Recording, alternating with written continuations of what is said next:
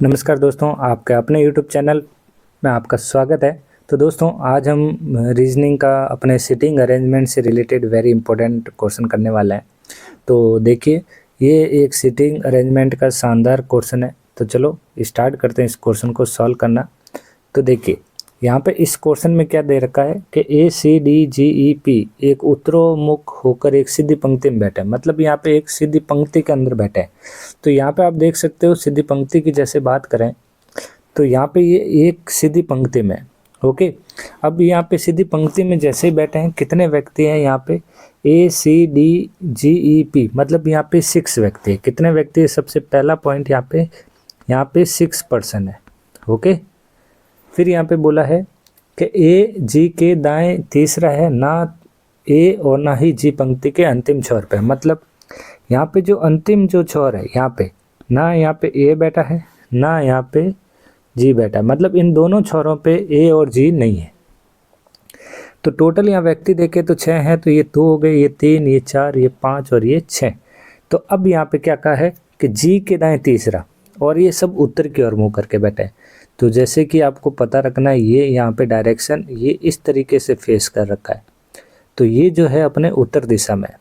तो ये वाला जो भाग होगा ये बायां भाग होगा, और ये आपका यहाँ पे ध्यान रखना है दायां भाग होगा। अब इस क्वेश्चन को सॉल्व करते समय आपको ध्यान रखना है कि G के दाएं, क्या बोला है? G के दाएं तीसरा। तो अब G हम बैठाते हैं, मान लीजिए यहाँ पे, ओके। तो चलो मान लीजिए यहाँ पे मैंने G बैठाया है। तो देखो यहाँ पे आराम से देखें इस क्वेश्चन को। मैंने यहाँ पे G बैठाया और G के दाएं कितना करना है यहाँ पे? तो ध्यान रखें, G के दाएं क्या बोला है कि G के दाएं तीसरा। तो पहला, दूसरा और तीसरा कौन है यहाँ पे? A, okay. तो अपने पास अब जगह बची है, G A हो गया और ये लास्ट B, ये भी बचा अपन के पास, पता चल चुका है। फिर देखिए D जो है E के बाएं तीसरा है। अब यहाँ पे क्या बोला? जो E के बाएं दूसरा, तो E के बाएं दूसरा मतलब E को ऐसी जगह बैठाना है जिससे बाएं दूसरा D हो जाए। यदि मैं E इधर बैठा देता हूँ बाएं दूसरा, तो यहाँ D हो सकता है, ओके। एक तो जगह ये बन रही है। यदि मैं E इधर बैठाता हूँ, मतलब यदि G इधर भी है, A इधर भी है, अपने पास 1, 2 और 3 और ये 4 जगह बची है। और यदि मैं अब यहाँ पे E बैठाता हूँ और E के बाएं यदि दूसरा देखा जाए तो D यहाँ पे भी हो सकता है, ओके। फिर क्या बोला है? C पंक्ति के अंतिम छोर पे नहीं है। मतलब यहाँ देखा जाए तो अब C जो है पंक्ति के अंतर छोर पे नहीं है, तो C इधर हो सकता है। C इधर नहीं है तो C इधर हो सकता है, ओके। फिर यहाँ पे क्वेश्चन क्या कह रहा है कि C जो है P के दाएं दूसरा है। तो अब P के दाएं दूसरा कौन है? C। तो अब मैं P इधर बैठाऊंगा तभी ये दाएं दूसरा C होगा। तो अपने पजल जो बनी, ये जो सीरीज PGCDA और E, ये 6 व्यक्ति जो है, पहला व्यक्ति इधर बैठा है, दूसरा इधर, तीसरा इधर, चौथा इधर, पांचवा इधर और ये छठा, ये एक पंक्ति के तौर पे ये अपना राइट आंसर होगा। तो यहाँ पे ये काट दीजिए क्वेश्चन 7। चलो देखो, अब यहाँ पे 5, 4 किसी प्रकार से समान है, लेकिन एक समूह बनता है। जो कौन सा समूह है? जो समूह में नहीं आता है वो बताना है। तो देखिए D और C, क्या बैठा है यहाँ पे? D और C, ये D और C बता रहा है, ओके। फिर E और A बता रहा है।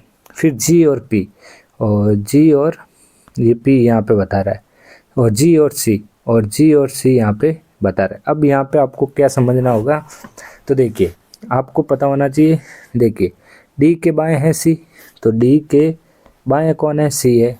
फिर E के बाएं A है, तो E के बाएं कौन है? A है। फिर G के बाएं P है, तो G के बाएं P है। लेकिन G के दाएं C है, तो ये G के दाएं C है। तो डिफरेंस आंसर अपना कौन सा होगा यहाँ पे? D ऑप्शन राइट हो जाएगा। 2 ऑप्शन यहाँ पे राइट होगा, ओके। ये बेसिक जो है अपने सिटिंग अरेंजमेंट था, वेरी इंपॉर्टेंट था दोस्तों। चलो एक और हम सिटिंग अरेंजमेंट का क्वेश्चन करते हैं। आराम से इस क्वेश्चन को पढ़ें और क्वेश्चन का आंसर दें, ओके। तो चलिए, अब यहाँ पे ये क्वेश्चन भी बहुत अच्छा है।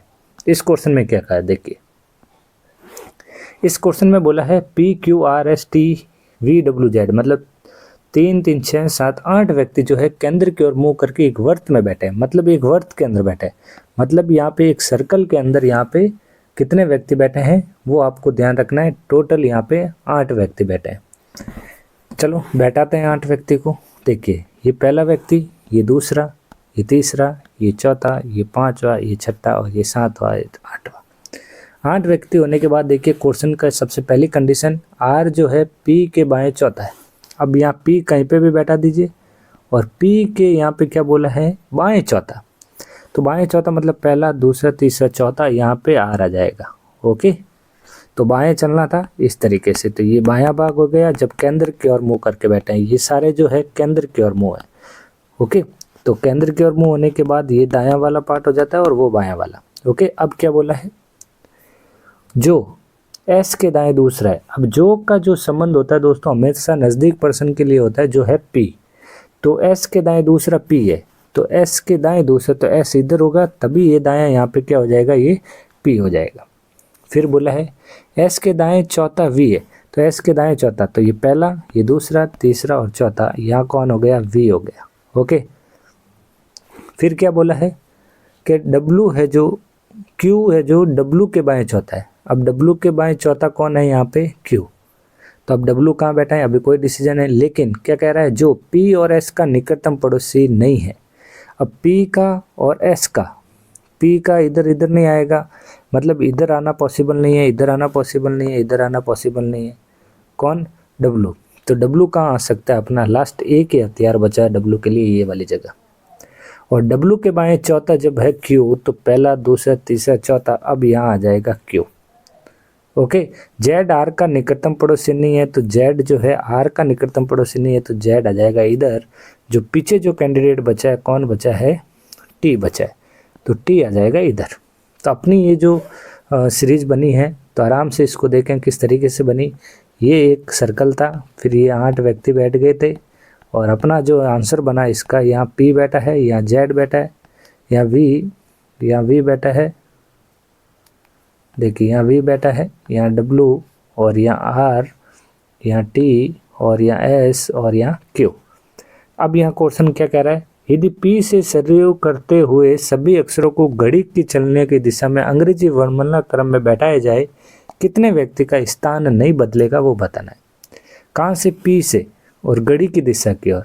तो अब घड़ी जो चलती है उसकी दिशा में चलना है, तो पी के बाद क्या आता है, तो पी क्यू, फिर यहाँ पे आर एस टी यू तो है नहीं, टी के बाद यहाँ वी आ जाएगा, फिर डब्लू और यहाँ जेड।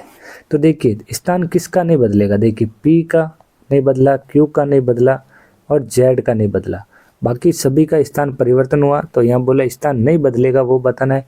तो 3 का स्थान यहाँ नहीं बदला है, तो सही ऑप्शन कौन सा हो जाएगा, सी ऑप्शन यहाँ पे राइट हो जाएगा। ओके दोस्तों, ये था अपना सिटिंग अरेंजमेंट का अपना सेकंड क्वेश्चन। तो आज की क्लास में बस इतना ही, मिलते हैं नेक्स्ट क्लास में जल्दी। तो चैनल को लाइक, शेयर और सब्सक्राइब करना ना भूलें। Thank you.